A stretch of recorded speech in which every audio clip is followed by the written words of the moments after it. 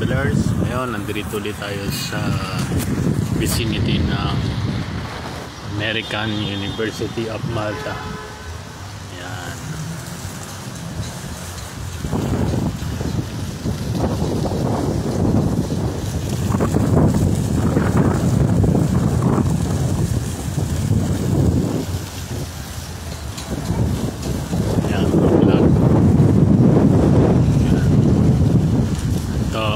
Tinatawag na American University of Malta dito sa Burmla.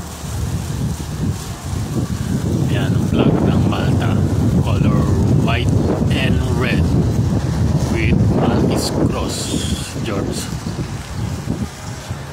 So AUM, so M.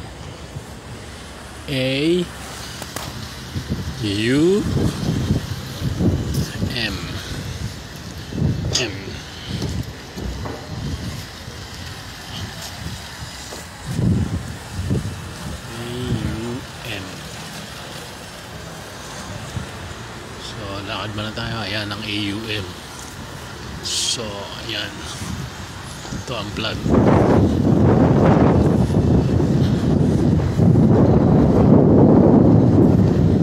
Tapos may dagat,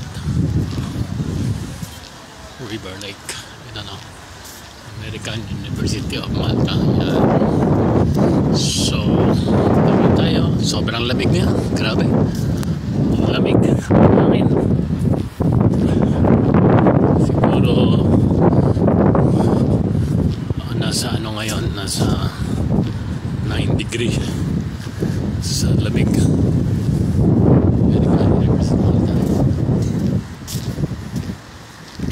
Ito ang campus nila. Yan. Yan ang campus ng American University of Malta. Yan. Tapos sa tabi may mga pato. So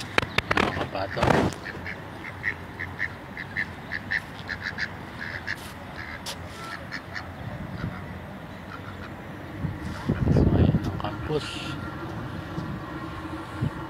May mga pato. Yan. Pato. Ayan, mga pato. Kuna natin. Tapos yan ang campus ng American University of Malta. So yan, AUM. Sa AUM. Yan. Tapos pag enter mo, siguro yan, American University of Malta. Tapos sa gilid niya mga bahay. Yan, mga bahay yan. Tapos may mga date art cafe, may stage here.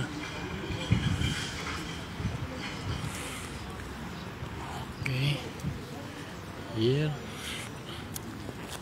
Tapos may mga yate.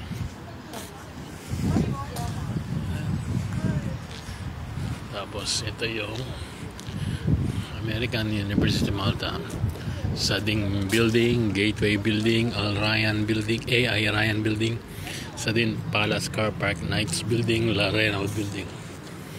Then may nagja-jogging. Tapos dadaan tayo sa tulay. This is the bridge. Bridge over troubled water. So yan mga ka-travelers, mga foreigner nagdaratingan. Tapos may mga yate, mga ka-travelers. Yan siya. Kikita nyo ang campus niya rito sa malayo. Okay, travelers, yan ang campus ng American University of Malta.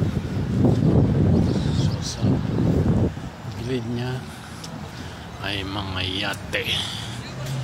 Yate, puro yate. So sa kabilang gilid merong ayon, parang barokitera tayo. Hindi natin alam kung ano yan. Tingnan natin kung ano yan para malaman natin kung ano yan. Tapos dito maraming kalapate.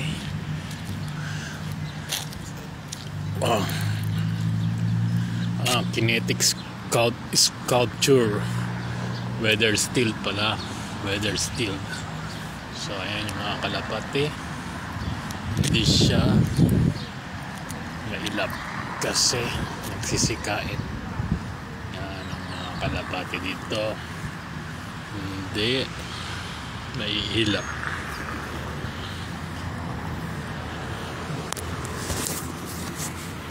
Okay, thank you for watching. See you next video. Bye bye. God bless.